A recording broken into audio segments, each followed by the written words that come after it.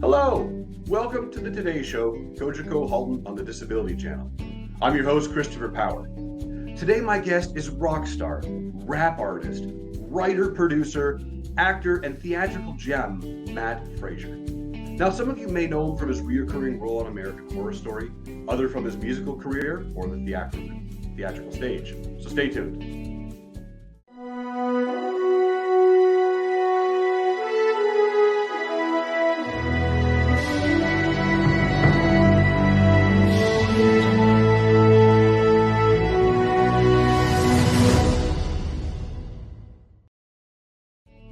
Welcome, Mat. Thank you so much for taking the time to be here with me today. I really appreciate it. Thank you, Christopher. It's a pleasure to be here. Thanks for having me. Now, we were chatting briefly there. You just came out of hip surgery, is that right? That's right. Well, one of the funny way to start off the show, ultra medical. Me, I'm a disability social model guy, but sometimes, some things are medical. And I'll say why impact. Well, anyway, look, what I want you to see is obviously not what I don't want you to see. We have to be real careful about that. But hopefully, you might be able to see my scar. Oh, yes, yeah. Wow. Jeez. Yeah, right. So that was 4.5 weeks ago. I had that, and I'd had bad osteoarthritis in both hips because I've hit the wonderful age of 60. And I think having short arms, I think any of the viewers or disabled people would understand that I probably used my legs more than the average person to reach things, to grab things and what have you. My toe grip is phenomenal, etc. But also kickboxing for the last 27 years has resulted in me sort of wearing them out, basically. So I just had a hip surgery. I don't know whether you're familiar with my subgroup of impairment, which is thalidomiders. We're born because our mothers took the birth control pill thalidomide, the morning sickness pill thalidomide. There's a lot in Canada, 15 in America, many in Europe. But a lot of us around this age are experiencing having to get new hips. And here's what's interesting. There's the person with short arms running through my life, doing the things the way I do, picking up my coffee, all well and good, doing it Mat style. Suddenly all that had to change when I had my hip surgery because you're not allowed to bend more than you're not allowed to bend more forward than 90 degrees, and I'm like this, and I'm like, and I literally, that's my starter position to reach anything. So thankfully, Julie, my very talented and glamorous and lovely wife, has been my rock, and I publicly thank her for the way she's helped me through this. But I'm free of pain. It's much better. Hallelujah, the National Health Service, because it was all free. Okay, we're here to talk about my career, so I beg your pardon, Christopher. Well, actually, on that point, you were talking about the 27 years you spent in the martial arts field. I mean, not many people know this, but you have a second-degree black belt. You studied Aikido, Taekwondo, Choi Kwang Do, and you practiced the discipline of dynamic self-discipline. That's right. Look, and amazingly, just because we had a rejuge in the office, those are the certificates above my head of some of those martial arts. Yeah. When I was 37, I got my black belt, my serious black belt. And I suppose that was the hardest I'd ever worked physically to attain anything. The notion of the super Crip, the disabled person that pushes himself beyond what their body might consider okay activity to get up to the level of everybody else who have the long arms in my case. No doubt that contributed to my early wear and tear and my subsequent hip operation.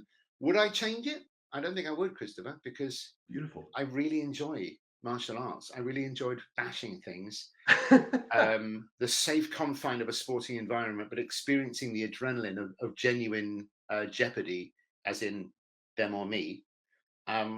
Not something that a disabled person is often invited to experience, Yeah. And although non-disabled people might not know this, we actually experience it every day in many microaggressions in different ways. But that's what I was talking about. So yeah, martial arts has always been part of my life. Beautiful. My mum was a dancer. My wife is a dancer. I'm around a lot of people that like to do do practice with their bodies of some kind of physical discipline, yoga and Pilates people and what have you. And this goes across disabled and non-disabled people. Now, if I'm not mistaken, your wife was actually named Miss Coney Island at one point. I met her on May the 5th, 2006, on the stage of Sideshows by the Seashore down in Coney Island when she was Miss Coney Island. And I introduced her, and she did her famous act of the hand, which is where one of her hands becomes possessed by the devil. Yes. And does her away, basically. And also takes all her clothes off because it was a strip show. Yeah, and we've been together ever since. So with your martial arts career and your background, and I love these stories, you starred in a movie called Kung Fu Fluid in 2009. Now, you were compared to Bruce Willis. Now, did any particular martial arts study help you with that role? Like, was Hapkido or Taekwondo better for you in that role, or like? Well, Christopher, it was an interesting one. I mean, as an actor who does martial arts, I'd fantasized my whole life that I'd be in a fight film. That, you know, would it be your Southern Kung Fu is not as good as my Northern Shaolin, I will beat you. And I love all those old-fashioned Hong Kong films, you know. And I was hoping for a bit of that. However, what ended up happening was that there's a group of film people and producers and actors in London that we might term gangster actors. Like all their films are about the firm will do the bank job, gangsters, you know, drug dealers, you know, all of that business, the rough stuff. And it was those people that wanted to make the film. And their style of fighting is very post MMA, in the pub, sudden reaction, headbutt glass, you know. Sort of. So unfortunately, I didn't get to do that sort of well choreographed stuff, which I would have loved to have done and could have done, but we didn't get the opportunity. And I know it's it's not the world's best film. I'll be the first to admit it, Christopher. Listen, I saw the trailer and I loved it. The trailer's good because they got a special trailer guy in to make the trailer, and he got paid like more than I did, I think. But it was more than worth its weight in gold because it actually manages to make the film look not awful. Yeah. Beautiful. Well, you said, but I didn't get paid. It took 3 weeks to do. I'll never be in an action film again. It had never been done before by a disabled person. I really wanted to do it, and so I did it. A lot of the time in my career, Christopher, I've done stuff that the sensible Matt on the right-hand shoulder, if you will. Sure. And the bad Matt goes, "Go on, Matt, do it." No, don't. I've kind of ignored this one and just done it. And that's got me into trouble sometimes, stuff I've regretted. Not much, I hope, thankfully. But a lot of the times it's scored a goal, you know.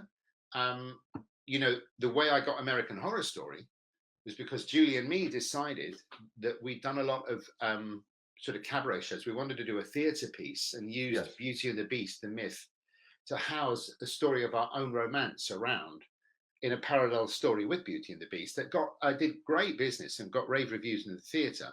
We did end up naked for the last sort of 10 minutes or so of it, in pretend. Now, this was the 18 plus show, and if I recall, you were doing something or implementing something called Naked Wednesdays. Yeah, that's right. I'll just get to Naked Wednesdays in a second.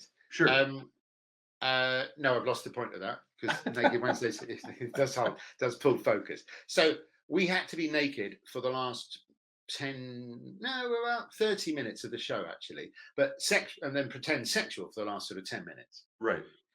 It was a story about us being in show business and about us being romantic partners. And so by the time we got to the lovemaking scene, it was a kind of pastiche of all the positions, kind of like the sex scene in the puppet film Team America. Right.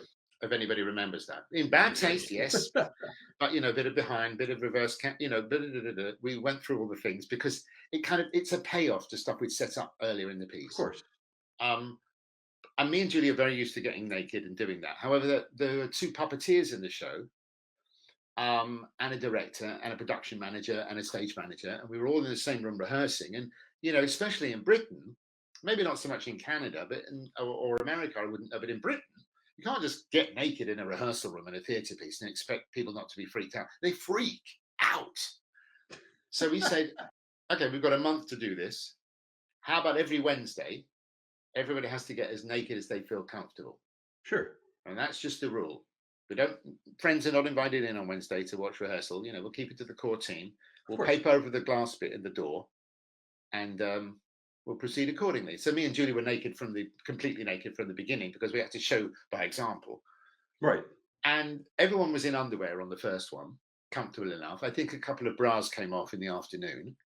And then by the second Wednesday, everyone had, pretty much gone for it. The stage manager point blank refused to have anything to do with it. Julia was not playing ball. She just was like, no. That's her prerogative, right? Of course.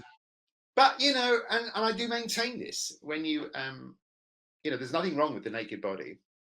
It's not necessarily a sexual thing. We have made it so in society. But after a bit of exposure of just talking about sandwiches or how you're going to get that effect, that theatre, what lighting you're going to use, or what bit of text you need to cut, or a normal rehearsal scene situation, the nudity just becomes nothing.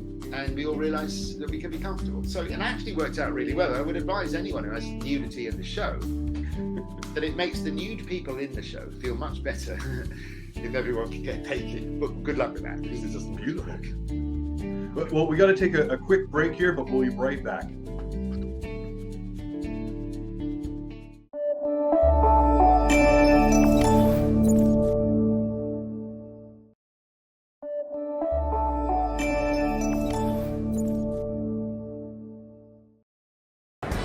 Hi, this is Dave Stevens for the Disability Channel. An inability to break out. I'm sitting by the door on the second floor, losing my 7-year war. It's not an illusion, so why the exclusion? Yeah, it doesn't matter. It's about you. So.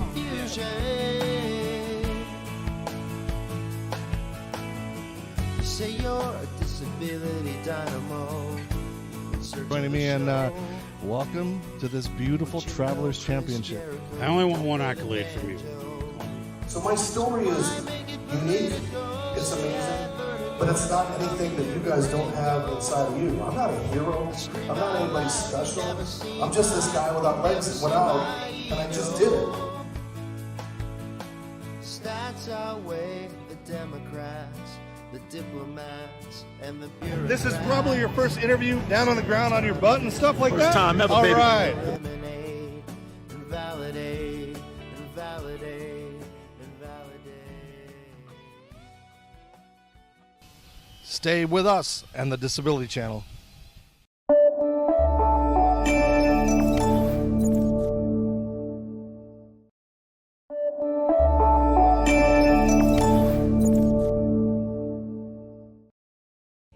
Welcome back. I'm your host, Christopher Power, with the Today Show. My guest today is the amazing, absolutely brilliant Mat Fraser. Matt, I want to ask you something. I mean, as an actor trying out, and you as well, what is something as a working actor that you just completely reject via status quo? I'm sorry, could you rephrase that? Yeah, so as a working actor, I mean, there's all these things that people always want us to do. What is something that you just absolutely say, no, I'm rejecting this, that has nothing to do with this world and the industry? Okay. Well, I won't. I'll go to most places because horror is one of my favorite genres. So I'm happy to play bad, evil people doing awful things. Perfect. But I won't be part of a piece of work that suggests disabled people are lesser because they're disabled, because of their impairment. I don't mind edgy work that uses someone's impairment to inform the story or the character. And there might be a dividing line where I and the writer or director might not agree, Right. which we would have to hash out. But a fundamental no from me would only be for stuff where it's poking fun at disabled people for the wrong reasons, Sure. just ableist bullshit. Absolutely. Now, some stuff I have been accused of it being ableist by more militant disabled people than I, with my edgy work around freak shows and stuff. And I can completely understand that. But if you've done as much work as I have, and a lot of people I know have, in the history of the genre and everything, you understand the richness of the layered situation that it was, and the fact that it did happen, and that is our history, and African Americans and Black Indigenous peoples have been able to explore their oppressive histories through drama, and us people who are not like that are fascinated to see it because we're connected to, and it's our history too. Well, I would hope that would be the same with disabled people. So I like to show the evil stuff, but I ain't going to take part in a load of rubbish that denigrates us from some kind of old-fashioned notion of lesser beings or something like that. That's beautiful. This kind of leads me into something that we were chatting about via email. There was you have a project called Crip Tales. Yeah. And I got to see a snippet of the audition that you did in some of the show reels. Tell me more about Crip Tales, because I'm just so fascinated by how you came to this and how the Well, inception was. Christopher, you could have knocked me down with a feather. I was just approached out of the blue by a BBC producer, a lovely woman called Debbie Christie, not a disabled person, but she had produced a series of monologues by women writers called Snatches, where a well-known female actor did a 10-minute monologue, and it was about women's issues and stuff, women's point of view aspect. And it went down a storm. It got nominated for a BAFTA, which are the British Oscars, and did really well. Before that, there'd been one called Queers, which was a series of gay men's monologues from a pub spanning over 100 years in the same pub, which was a very lovely aspect to it. So she wanted to do a disability one, and she looked around and decided that it was me that she wanted to curate. Well, I am pretty old now, and I've been doing this for about 30 years. And I do have a list of people who I think are really good who haven't had a break yet, you know. Right. And she said to me, we want to do 6 monologues, 6 different disabled writers, 6 actors. Let's make it happen. It was very easy for me to come up with 10. We honed it. We interviewed people. We identified directors. And of course, there's a dearth of disabled people in the television industry. You know, I guess the one group that's the most of, and there are hardly any of them, is actors. Baby, you want to try and find disabled directors. It's like 6 who are working in television, I mean, not who want to work in television. That's very different. Anyway, amazingly, the whole thing was greenlit. We made it. And I remember we finished the last one, went to a pizza joint, and someone was looking on their social media news, and they went, oh, look, there's this weird thing that's just come out of China. You know, and I jokingly, because I'm into science fiction and horror, looked at my friend Ewan and went, it's the big one. You know the one I mean? The one that we were referring to was of all the films for the last 20 years, not all the worse horror that was to come. Anyway, so what happened was they were able to be edited by one person in a small room while the beginning of it. So it was scheduled in, and then it was put up on TV, and it was actually given quite a good boost. And then BBC America got on board because, you know, it's a timing thing. Christopher, my whole life I've pitched stuff like this, and no one's been interested. No one's called back. People have told me that I never called in the first place. Right. This time, everybody called back. Everyone was listening. Everybody wanted something to do with disability. Something has changed. The mood has changed. They want it now. They, you know, after Oscars So White and Black Lives Matter and Me Too, the value of authenticity in diversity has increased. And I think they realize disabled people need to have at least a hand in the telling of some disabled stories, because it's just going to be better and more authentic. So I think that happened at the point where we pitched it. So that was a very lucky zeitgeist moment. So that went down great. We didn't win the BAFTA, but it was fun to be nominated and put on the TV and in the ceremony and everything. But what was great about it was the following project, which is the one I'm currently doing, which is, we might call it the 7 Deadly Sins, but that's not what it's called, but it's a notion of 7 different half-hour dramas, each written by a different disabled writer, with the lead role for a disabled actor for TV, with the main budget, with the main drama budget, which is the important part. You don't want like history or factual to be taking care of your drama, because it doesn't look as good. Sorry. And that's through your production company, One of Us, is that right? No, One of Us is strictly the weird stuff that me and Julie do. I mean, we've made a film, a horror film called Party Doll, that most people would find too offensive to watch, because we love the sick stuff. So One of Us is much more for the artistic freedom is 100%. You know, with the stuff I do on TV and stuff, there's a degree of compromise that you go through. You have to, and you want to do good work that's considered valuable by mainstream people, whilst also pushing them towards an understanding of disability that they certainly didn't have before and might not have wanted before, but you kind of have to force it on them a bit. And that's the job, isn't it? That's what we do. That's why we're doing it. But that's coming through. We just had a first couple of scripts, and there are sniffs from a very well-known international TV company. So all my fingers are crossed here that the 7 Sins things happens by the end of the year, because that would be really big. Because that would give, you know, that would be big news for me. I would consider that my greatest achievement were that to happen. So as a working actor, and I know when I get those calls, I still get clammy and anxious and nervous, and am I doing the right thing? Do you recall the first time you got called into an audition room, and what was running through your mind? Like for me, it's like, oh my God, I'm so anxious, I'm going to blow it, and what do I do here? Do you remember those feelings? Still have them every time, mate. Yes, of course I do. You know, it's ingrained, isn't it? It's, I mean, I could live to be 200 and I'd still be carrying that with me. I think, we were brought up that way. We were brought up to think of ourselves as less valuable and less deserving, and it's ridiculous. But we suffer from it. So, I mean, I've learned to sort of, I'm not going to say meditate. I'm not that spiritual, Sure. but think on myself, breathe, make sure I know the material inside down, inside out, upside down, and back to front. That's the important bit, the preparation, of course. And go in and just try to do my best. I have learned that despite your own feelings and fears and worries, if you just go in and do your very best possible performance, you feel better about it than if you don't. I mean, this is if you didn't get it, because you don't think, was it my talent or was it my arms that didn't get me the gig? They never call you back and say this is why. Yeah, it's. Well, I had one very, our longest running police series, The Bill, 80s, 90s, noughties. I auditioned for it in the very early, when I was like 38 or something, and for like I think a fence or something, and handling illegal jewelry, and I did the audition, and they were like, "Oh God, you've got a great voice, you've got a good look, you're very suitable for this. You'll be hearing from us. You'll be hearing." Didn't hear from them. Yeah. Got my agent to call them, and they were like, sorry, obviously caught on the hop, on the back foot. No, sorry, you see, the thing is, the character needed to drive, you see. No, and my agent went, "Oh, fine. Well, you've seen the full driving CV on Mat's resume, right?" Then there's like silence on the other end of the phone as they realise they've just been caught out with the wrong lie. Now Christopher, that took me 5 years to get over. That knocked my confidence so bad. I thought everyone is secretly thinking this.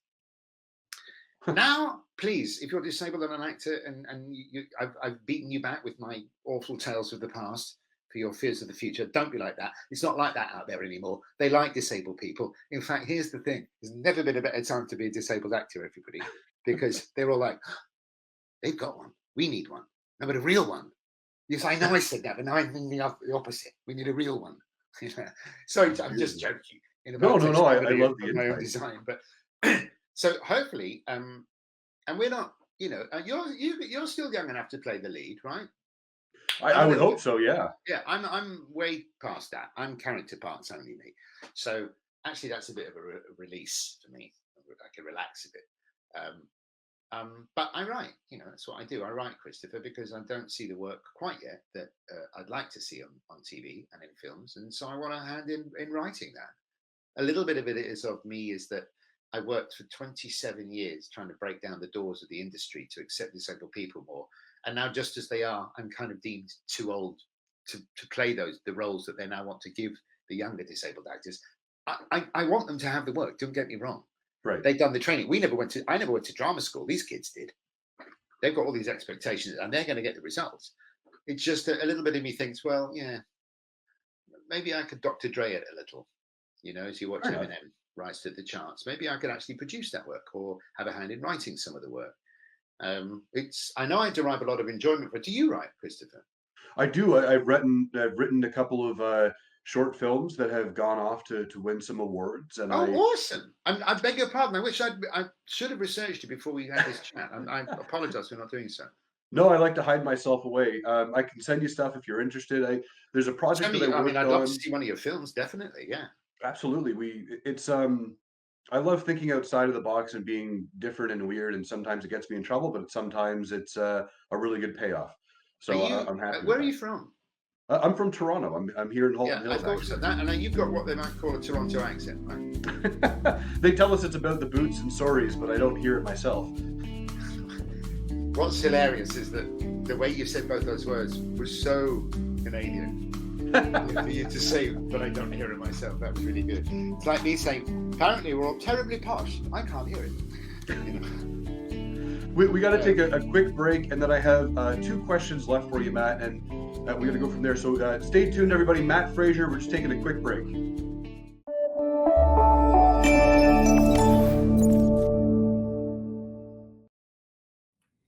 Hi, all. This is Mike Kessel. I'm the CEO of Cleveland Clinic Canada. And I wanted to thank Jay and the Disability Channel for all the great work they do. And I know they have a big fundraiser coming up on October 12th this year. I wish them nothing but the best. And I'm thrilled to participate in the fundraiser. Thank you all.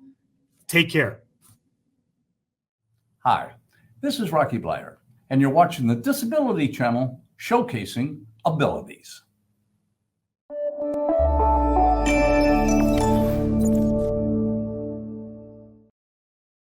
Welcome back to the Today Show. My phenomenal guest is here with us, Mat Fraser. Not going to lie, I was very nervous and anxious when we were chatting, and I'm super happy that he's here. I just have two questions left for you, Mat, and I mean, I would love to have you back at I any just want time. to interject. Now that I know you've made films and you're in Toronto, Yes. right? I live in New York half the time. I ain't far, right? I could hop on a Greyhound and be there in 10 hours, right?